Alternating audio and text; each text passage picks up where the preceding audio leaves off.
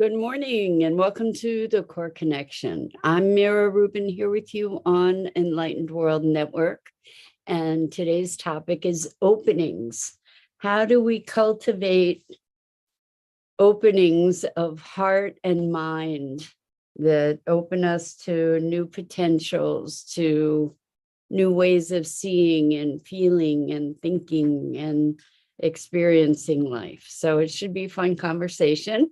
Before we get started, let's take a minute or two to get present. Let's take a deep breath in through your nose and hold it.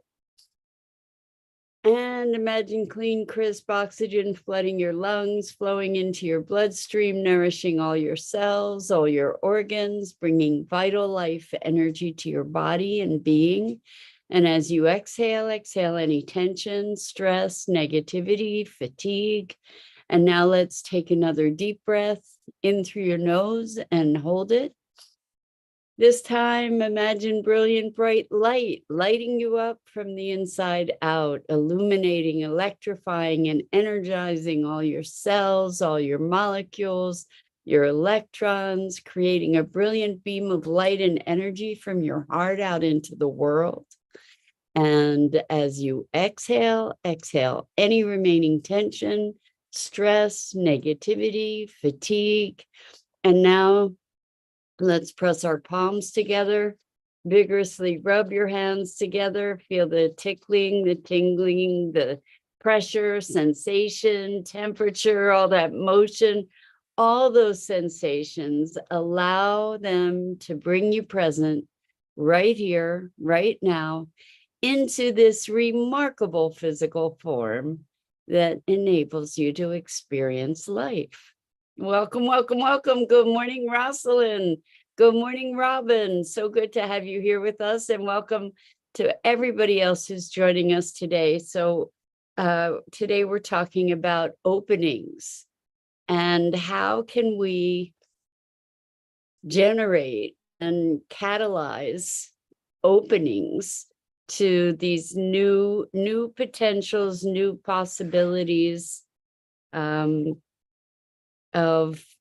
being and experiencing.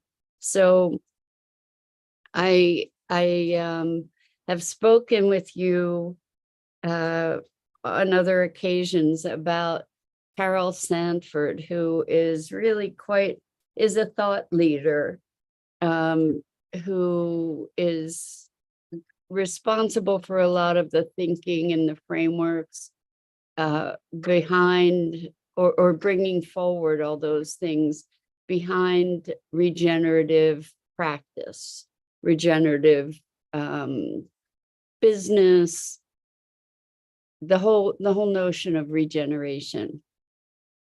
And so I joined her school, and I've been engaging in some conversations with people as part of that program.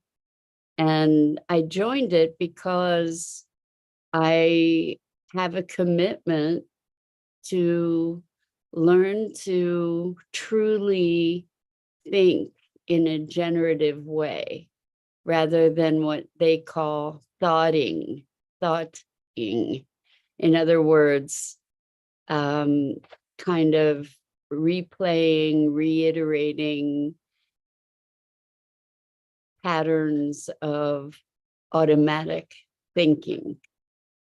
And so in speaking about openings, what I'm wanting to discuss with you is how can we generate new thought openings for these new experiences.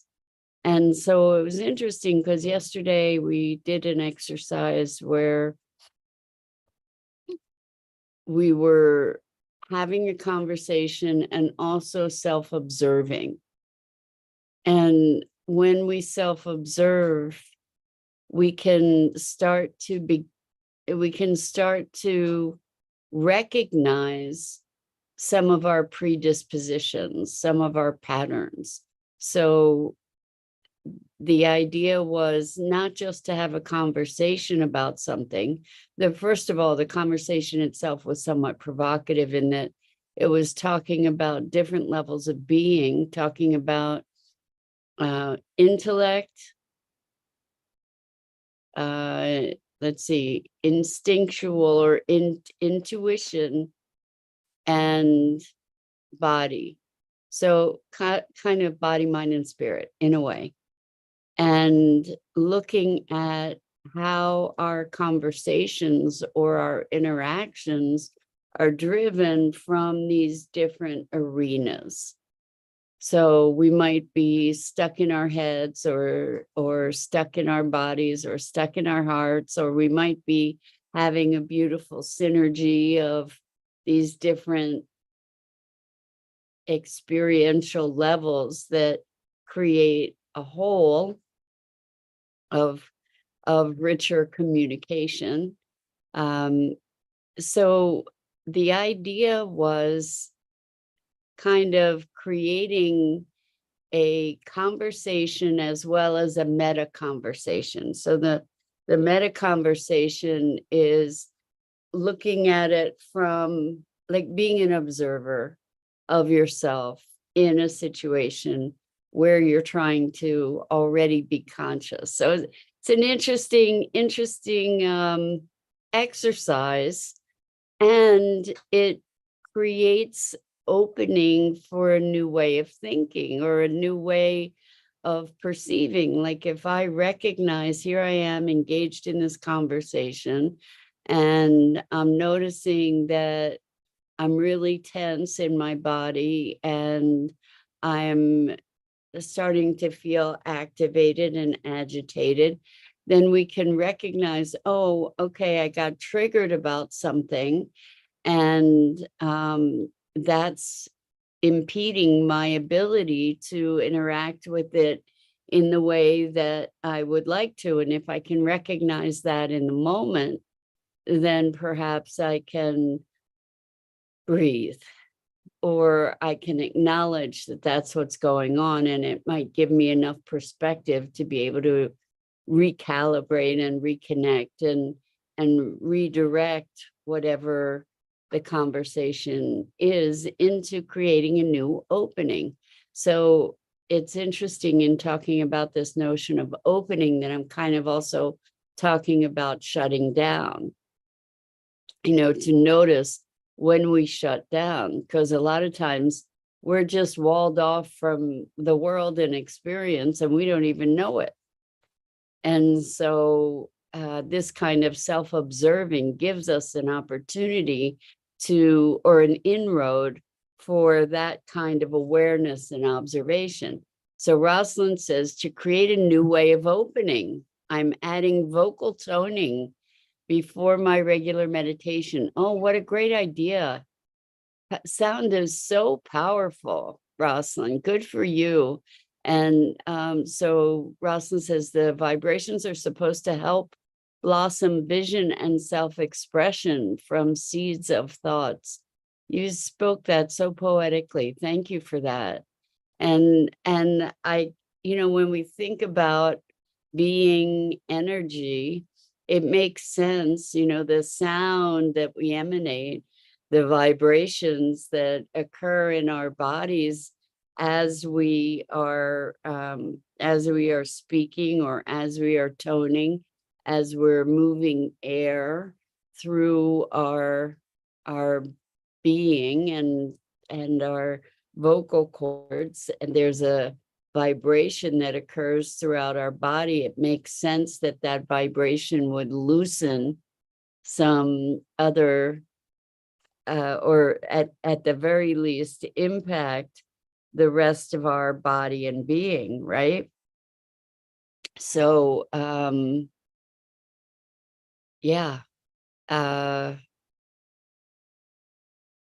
love that, the idea of toning. It really could open up new possibilities. So what you're bringing up really is that we might have rituals that can create openings as well. So for instance, each morning I sit down to prepare to speak with you all and to write down some little description about what we're going to talk about. And the thing is that I have I have no clue what we're going to talk about until I sit down and write it. And sometimes I have 5 minutes that I generate and write that. Sometimes it's 3, sometimes it's 10. And it's just fascinating to me that it's almost like my beingness is trained to create that access at this particular time every day. Like this morning I had 3 minutes, and what came up was openings. And so it's fascinating to me, because I do this so routinely, that my consciousness is somehow conditioned to have that opening. Good morning, Kimberly. So good to have you here with us. Kimberly says they're always so appropriate. Good morning. Thank you. It may be that I'm tuning into the field, or I don't know what it is, but I can say that it happens with magical reliability. It's really, really interesting. And seriously, I had 3 minutes this morning, and I was like, well, what if I don't have a topic? And then there it was. And so I think one of the ways, to your point, Rosalind, that we might be able to create an opening is through ritual. And it's interesting to try to use a patterned behavior to break out of a pattern. But I hear about writers who will sit down to write at at a particular time every day, that it's their routine. And it's kind of the same thing that I do with this experience with you every morning. And then things flow. People who meditate at the same time every day, their body, their being gets patterned into knowing that this is an opportunity, this is a time for that kind of presencing, that kind of opening. And so with the toning, you're setting up a field to create openings. Rosalind says, starting my mornings with these core connections invites new ways of thinking. Thank you for these musings. Rosalind, thank you so much for that. I really appreciate that. I think that what we're up to is generating new ways of thinking, that it's so important, that it's the foundation for creating the world that we imagine to be possible. And because we can't get to that place doing the same old, thinking the same old, acting the same old. We get to truly challenge ourselves to come up with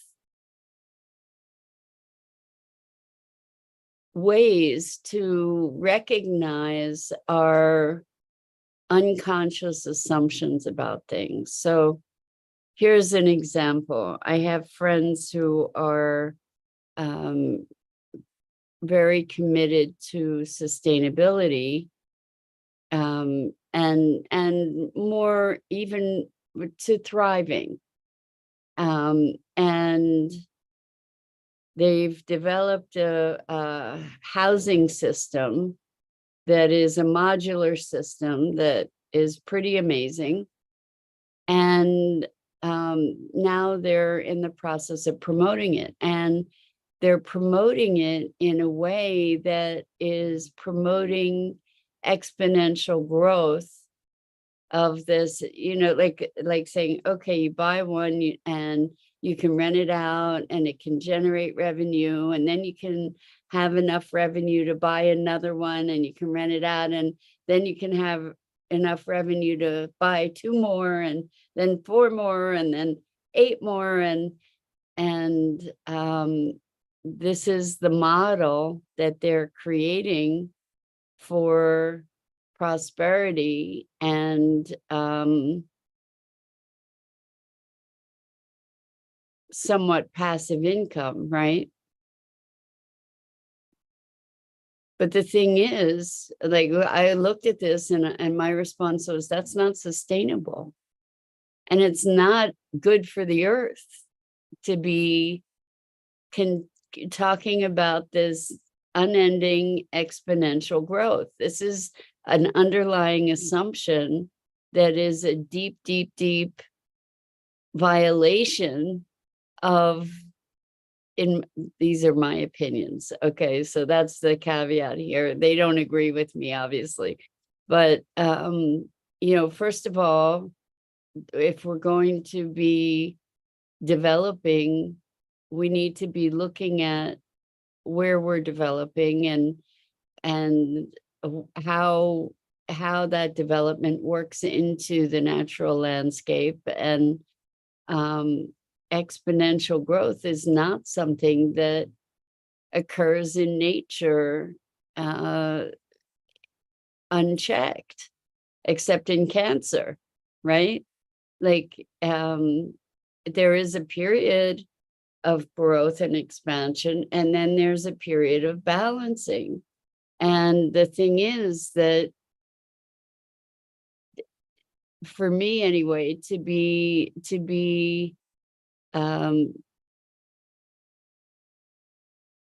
perpetuating this old notion of more is better, acquisition, exponential growth. To me, it's important to be looking at the bigger picture and to say, not to be appealing to our greed and the things that have motivated so much of the abuse of our resources. So openings, like some of these assumptions, people are saying, well, wait, it's a really good product. It's eco-friendly and better for us, the people that are concerned about sustainability and thrivability and caring for the planet, better that we should be able to have some financial influence in the world, than people who aren't mindful of these things. And yet the model is the model of everything that got us to where we are to begin with. So, where do you create an opening? How do you find an opening in this way of thought to be able to recognize what the implications might be? And so I'm going to we can close that little piece and then go look at the heart opening, which is kind of a whole different conversation, but opening is a really broad conversation anyway, right? We can apply it in so many ways. So heart opening, this was a very, very interesting thing. And again, there's a ritual approach that I used toward this. I don't know if any of you have experience with cacao and cacao ceremony, and I'm just beginning to learn about it and to start connecting with cacao and some other plant medicines as part of another course I've been taking called Our Natural Rites of Passage, which is, it's a beautiful course, and talking about all these different passages that we move through in our lives over time and how they are represented in different cultures and different cultural rituals and practices. Anyway, so I'm learning about blue lotus flower and rose. Rose is related to love, and the blue lotus is about connecting, third eye connection, lucid dreaming, and cacao is connecting to Mother Earth and opening the heart. And so I did my version, and probably a very ignorant but it well-intended version of a cacao ceremony for myself, and experienced a pretty profound opening of my heart and connection to the earth and to what she may be experiencing on this planet, you know, in this time of all kinds of change, and also just feeling the overwhelm of all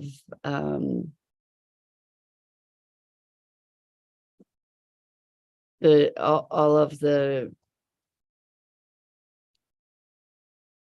transformations that we're all experiencing weather-wise, and all the damage that we're doing to the planet. Anyway, it was a very profound experience for me. And so that's another way that we can create openings, is through making a sacred ritual. And we can, whether it's just breathing, you know, whether it's something like putting our attention on our breath. I've spoken before about how the quickest way for me to find an opening of my heart is by presencing myself to beauty. That there's a visceral experience of heart opening for me, in the experience of the awe and wonder that beauty provides me. And cultivating that access, cultivating the ability to move into that space of deep appreciation and curiosity and wonder. I think that creates an opening. Curiosity is one of the most powerful tools. I'm gaining such a much greater reverence for curiosity as a profound transformational tool. Maybe we get to talk about that on another morning. It's rather than being in our reactions or our judgments, or even when we're in our reactions and our judgments, when we're able to cultivate curiosity, it transforms everything. curiosity is a vehicle through which we can very readily move into the observer mode, I think. Without, there's a lightness to it. There's a playfulness to it, an innocence to it. So maybe we get to talk more about that in another time. But as far as openings go, we talk about open your mind. What does it mean? What does it mean to open your mind? Years and years and years ago, I read the book Doors of Perception by Aldous Huxley, and it was about mescaline experience and his revelation that the mind functions as a limiter, as a filter of experience, rather than something that is expansive, rather than something that is experiencing all these things. It's really sorting and filtering our experience so that we can function. If we were just in awe of nature all the time, we would never eat or sleep or do the things that we might need to do for survival. And so being able to dispense with a lot of information is what enables us to function effectively in the world. And yet at times, and yet it keeps us separate in many ways from the richness of the experience that's available to us. So, yeah, openings. Openings mean opening our mind, opening our heart. And sometimes we can actually feel the sensation of that. That there is a sensation that goes along with opening of the heart. With cacao, it was explained to me that in fact, traditional ceremonial cacao and in a ceremonial dose actually expands the blood vessels, literally opens the heart. And it's subtle and yet not so subtle at all. It's interesting, the things we call subtle. Anyway, that's it for this morning's musings about openings and curiosity. So with that, I'm Mira Rubin. This is the Core Connection, and I go live each weekday morning here on the Enlightened World Network Facebook page and YouTube channel at 9 a.m. Eastern each weekday morning. Good morning, Dido. So good to have you here with us, as always. And thank you, everybody else who's joined us. And until next time, I encourage you to check out the other awesome programming on EWN, Enlightened World Network Facebook page and YouTube channel, and also Enlightened World Living. And until next time, so much love to you.